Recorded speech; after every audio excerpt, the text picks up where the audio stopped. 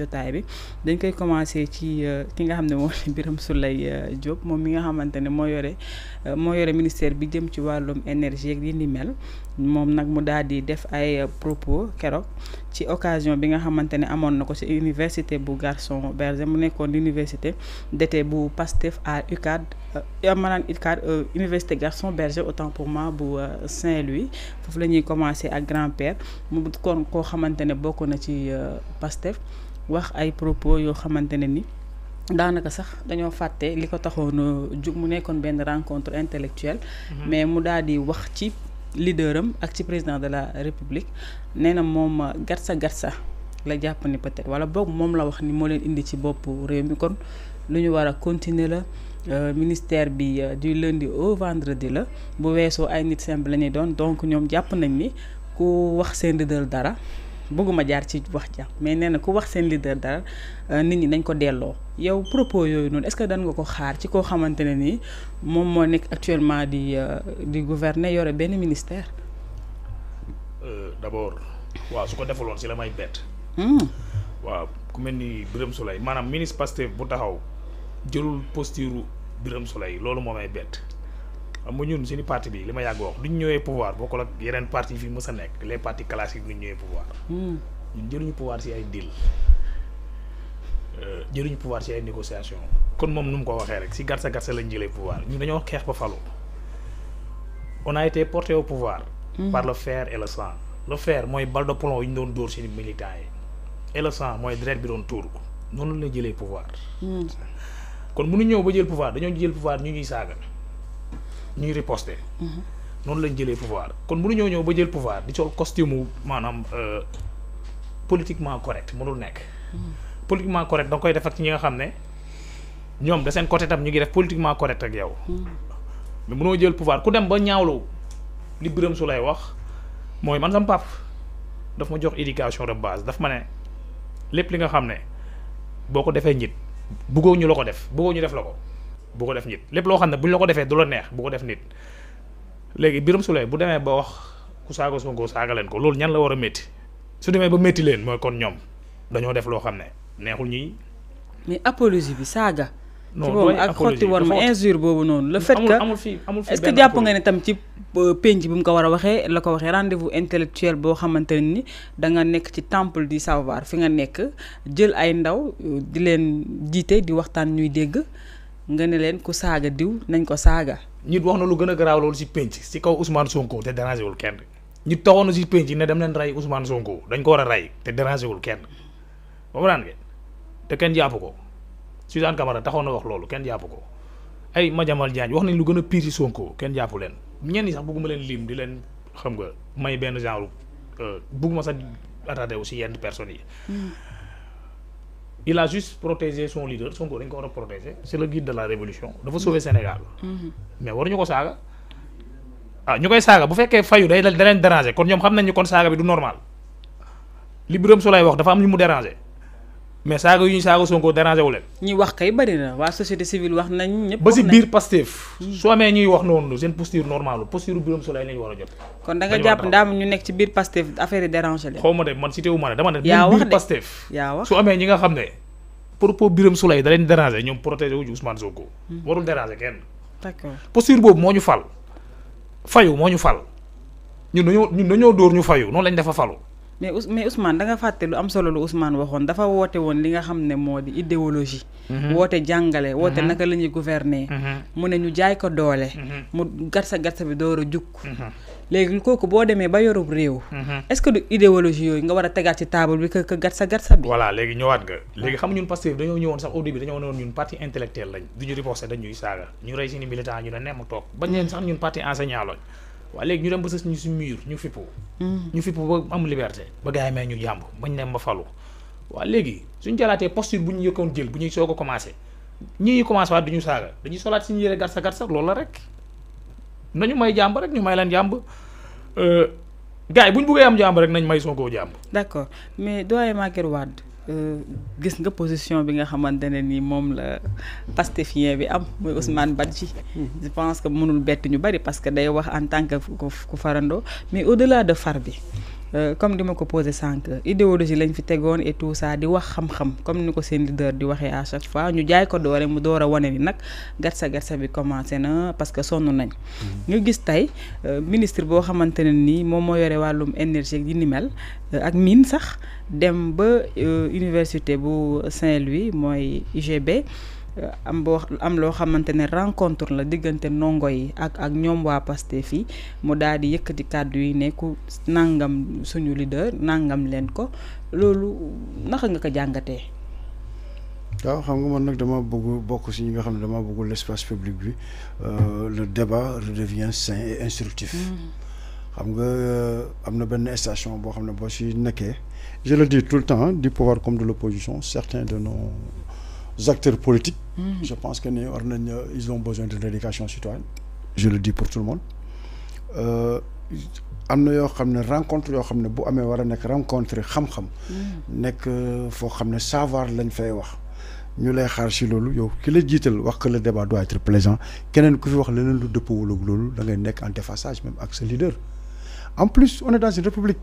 dafa am benn instant le pays n'était pas normal ñi ko feeroon jóge fii dañ doon def lu leen neex wax lu leen neex il faut qu'on ramène le sérieux et la discipline au plus haut niveau loolu nag pour mu nekk la loi elle est là fii kenn amul droit saaga fi kenn amul droit waxante fi wax bu ñaaw on est dans le champ politique et tant qu'on reste avec ce logiciel de on est des ennemis. nii rek lay demee c'est un gouffre extrêmement dangereux.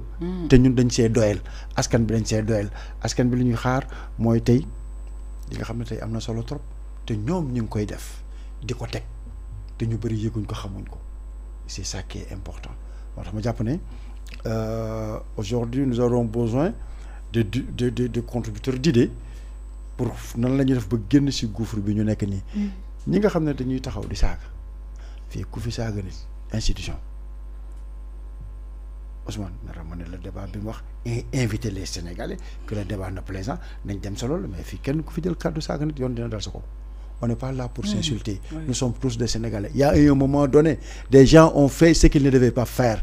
Et ça c'était pas normal. C'était comme si on nekkuñu woon ci république ku nekk loolu nekk ngay def ñu jël Ousmane teg ko sa kaw mu taxawal Sénégal xeex aussi il s'est battu xam nga souvent je le dis devant naan quand je dis Ousmane il est seul il y a un moment le parti ne fonctionnait plus dañoo nelaw mënoo nekk dans l'opposition di batailler ba yegg si war a toog doxal. continuer di batailler war a toog doxal mu mel ni tee atteint. il donne l'impression d'être atteint parce que y a une riposte qui est là alors que jàppoon naa ne la ñu waroon a def bu ñu ko defoon ñii nga xam ne ñi ngi leen di xaar ci yeneen parce que dëkk bi tey dañ jàpp nañu lu métti lu mu jaxasoo si ñoom la jógee depuis 1960 à nos jours ñun ñu ngi leen daxaar ci loolu di leen bàyyi xel ci loolu yëkkati leen andi ñi jox leen lépp kon ñoom bu ñu defoon li ñu waroon def ñii duñ nekk fii sax di tal di wax ak te leen saagaagu loolu ça doit arrêter et ce n'est pas bien vous savez en dehors de la chose politique nit moo warta xool nit bañ ko wan ko ne ko bañ naa la ça c'est extrêmement grave moo tax benn jour fi ma ne la l'imam Ghazali même en parlé le musulman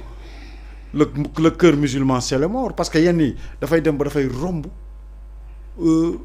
politique xool nit ki ne da nga ko bañ xool nit ki soxora ko iñaanul ba pare bëgg ko fësal bëgg see toog souvent je m'interroge même ces gens qui font ces pratiques à quel Dieu adresse leur prière parce que on est des croyants avant tout on peut ne pas être d'accord mais waruñ yegg foofu mais depuis 3 ans 4 ans on est sur ce gouffre extrêmement dangereux waxante lu ñaaw non or moo tax le support communicationnel war ngeen leen jàppale refuser de mettre ces choses-là muy jàll nit ñi di si discuter nous avons tellement de choses productives à discuter dans ce pays tellement de choses et ñoom tey boo xoolee tey la parce que tey na la dëkk garab la da ngay jëmbat tey li ñuy jëmbat pourtant ñu ngi def yu am solo yu ëpp doole xam ne les gens devraient comprendre ça et discuter sur ça mais ñu nekk bëgguñu andil si ay yoo xam ne ça mène nulle part c'est pas instructif. mais doyen à chaque fois dañuy gis nag saa su Ousmane Sonko demee voyage président dem voyage ñu xam lan la voyage bi di ëmb ci njariñ la plupart des journaux duñ ko titré waat wala boog tuuti lañ koy titré mais ñu gis ni ñoom Ousmane Sonko wala boog waa Pastef fi bu ñu defee benn communiqué génn wane seen position da nga gis ni loolu mooy gën a nekk à la une des journaux c'est vrai que Birame Souleye wax na li mu wax dem mais terewul jéego yi mu demoon defi foofu noonu sa université ba daal dina koy wax mais lépp moo nëbbatu gatsa bi rek ngay gis ci journaux yi lan mooy problème bi tamit côté boobu. non problème bi mooy que ñoom bi ñëw ba léegi y a un problème de communication. nga foog ne keroog maa ngi la koy wax ce grand peuple de George Washington de Thomas Jefferson de John Adams ce grand pays qui est les États-Unis président mën naa dem foofu ba ñëw yegg si ñun xamuñ ban service la ñu andil. Ousmane def lu rëy Chine ba léegi ñun xamuñ ban service la ñu andil da ngay toog tuuti benn ministère yi génn suñ demee ba wax ne ministère yi nañ bàyyi di communiquer sur leur personne di communiquer sur les activités du ministère. Cela veut dire que ne y a un moment les gens communication de personne la ñu doon def. Or on est là pour un projet du yow yaa am solo li am solo mooy faire marcher ton département sa feuille de route nga fexe ba mu dëppoog li ñuy xaar ci yow et non pas pour xool nga ne da ngay kontaan loo Ousmane. C'est ça le problème c'est un problème de casting et c'est un problème de compétence. Parce que mënuñoo toog 1 an 6 mois après Ousmane génn di wax ne léegi la communication dee leen wax communication bi la seen ministère yi kon ñi seen ministère lu ñuy def seen bopp la ñuy bopp seen image la ñuy wane. mais seen image ne nous intéresse pas. Ce qui nous intéresse mooy comment faire pour sortir ce pays dans ce gouffre qu'il est là. Le mal-vivre des Sénégalais qui perdure et qui persiste. Tout à fait qui persiste alors que ñu bëgg a nekk si yoo xam ne dëppoo la loolu donc nañ dem sa loola xool ñi nga xam ne. nañ respecté dicton bi nañ xool ñi nga xam ne mën nañ loolu xam nañ loolu ñu jox leen ko ñu dem si te may lancer aussi beneen appel gis nga je l'ai dit Ousmane premier ministre il sera attaqué Ousmane président encore danañ ko gën a attaqué xamul tax Ousmane dafa arrêté benn chorégraphie la parce que dafa arrêté benn chorégraphie de népotisme boo xam ne dafa amoon ci dëkk bi piège boo xam ne mais kooku nan bi grand-père nan nga bëggee nag gars yi bëgg la. nee Iblis la défier. non dama lay laaj non mënul ne. mënul ne donc maintenant rétroviseur bi bàyyi leen ko xool leen ci kanam. tout à fait. parce que xool ci kanam on est presque dans 2 ans il y a d'autres choses qui viennent et que qu'on fait le maximum ba force yi ñu dajale nii kii di dóor fii Ousmane n'apparaît que non c'est pas bon dañu dajale toutes ces forces ces synergies là daf ko en soo xool ci kanam toute armée en stratégie militaire toute armée qui avance a besoin derrière garde sinon il risque d'être encerclé il risque l'encerclement ou bien le nu ñu koy waxee le guet-apens. il n'existe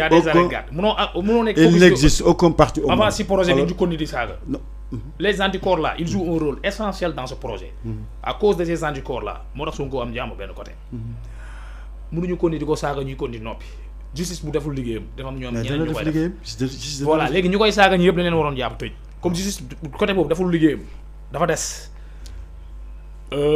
parti bi mun na ko régler à sa manière comme nu mu ko yàggoon defee rek man loolu laa gëm lii révolution la révolution bi dañ ko war a sécuriser le guide de la révolution c'est Ousmane Sonko. mais sécurisation révolution soo nee ñu avancé bu ñu déggulu armée quand il y a une offensive s'il y a percée troupe yooyu suñuy exploiter cette percée là bu ñu avancé da ngay teg ay arrière garde da ngay teg ay sentinelles armée bu su envahir benn zone di avancer comme exemple mu jël Dakar wala Thiès da nga fay bàyyi ñi nga xam ne des troupes d'occupation ñoom ñooy sécuriser zone boobu nga jël. ñeneen ñi évoluer. mais soo ñu nee ñun ñu avancer ñi ko ne si ginnaaw di ko suñu tànk. mais c'est un conseil qu'il te donne mais loolu la wax ni c'est pas de l'extrapolation mais pour juste expliquer. waa dégloonte leen ba pare rek. waaw moom laay wax. doyen waa foofu dama bëgg.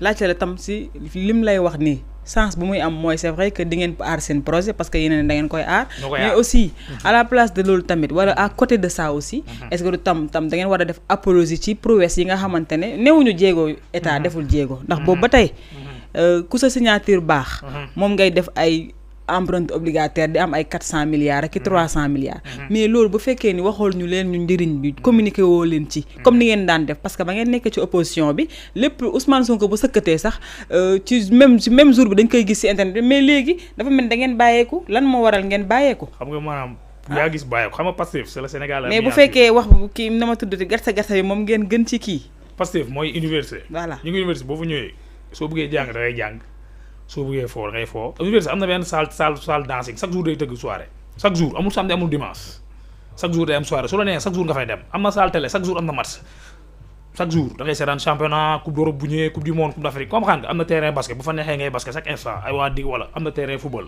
am na ay amphithéâtre yu fay nekk chambre yoo xam ne pour réviser la ay salle de TV loo bëgg am na fa soo bëggee foo di nga foo soo bëggee jàng di nga jàng Pastef noonu la mel bu jàpp ne ñii di tontu rek chaque jour ñii di tontu. kon yéen tey bañ a fësal li gouvernement bi di def. mais à la place ngeen di def gatsa ma wax de damay laajte communication officielle gouvernement bi ñu ngi koy def Moustapha Sarré mu ngi koy def. y a des pages yoo xam ne ñu ngi koy def. Moustapha fu mu koy defee. communication officielle gouvernement Moustapha Sarré mu ngi koy def. fu mu koy defee du RTS. mu ngi koy def RTS loolu benn la. am na yeneen chaîne yi nga xam ne am na yeneen tiktokeur yi nga xam ne su ma lii may ay tur day mel ni sax damay def favoritisme wala. yoo xam ne chaque instant li gouvernement bi def ñu ngi koy def ku nekk fu mu nekk am na ñoo xam ne boo saaga Sonko dam ñu saaga la parce que moo yaatu. léegi nag ku ne li nga bëgg a gis rek ngay gis xam nga nag Sénégal dafa am ñoo nga xam ne bon la nature nit dafa bëgg li nga xam ne lu obscène ku si mel ni koo xam ne dafa mel ni Adamo moom mooy passé moom mooy ëpp vue nekkul li muy wax dafa intéressé nit ñi de mais parce que day wax ay wax yu garaaw ay saaga yooyu ñii dañ ciy attiré wu. Ça n'a rien à voir les sites dama lay société sénégalaise moo mel noonu. yéen yow vous avez un gouvernement yow ngay tudd di tudd keneen. déwélim la maanaam Pastef moo yaatu ñu ngi fépp. non les patriotes là non ñu yow ngi fépp ils sont dans toutes les couches de la population. bul jaxase ak torson yi ak mouchoir yi jaxasewu ma dara dama ak ne la serviette yi. population bi moom mooy dem population bi mooy bàyyi l'information officielle dem di déglu les débats de bonne fontaine léegi patriote nag ñu ngi fépp. mais sa communication bu dëgëree da ngay forcer nit ñi pour ñu déglu sa communication pourquoi. Sonko saa yu génnee non may ma rek lan moo tax Sonko communication doon jàll malgré fait divers bu nekk day ñëw taxaw mais Sonko bu waxee rek Sénégal yëpp dégg ko. ba léegi Sonko bu mu génnee wax amoon na leneen affaire yu xew si dëkk bi ñëpp a ko déggul. am na benn genre colossar bi ñu doon yóbbu xaw ma fan prison xaw ma mais Sonko bu mu génnee wax ñëpp dañu focus si Sonko. mais non xoolal woddal sa wax yi ñu door a avancer ma ne la. li ma la laajte. dafa leer dama ne la léegi da ngeen bëgg a bàyyi Sonko moom mu nekk président parti Pastef di wax rek saa su waxee ñu déglu rek saa su waxee ñu jàpp ni ministre bee wax alors que moom day génnee casquette bi ngeen bàyyi Sonko muy gouverner en tant que PM ba pare ngeen bàyyi tam Ousmane Sonko mu nekk en tant que citoyen sénégalais bu simple bu war a kaas ay droit am. yéen ngeen toog seen ruqu. yàlla moo ko may pouvoir yooyu moo tax ñëpp topp ko moom c'est le guide de la révolution yàlla ko jox pouvoir moo tax ñëpp di ko topp man seen silence laay wax seen noppi bi ngeen ne pat. fa lañ noppee man mooy sama problème kañ. bu gatsa jotee ngeen génn.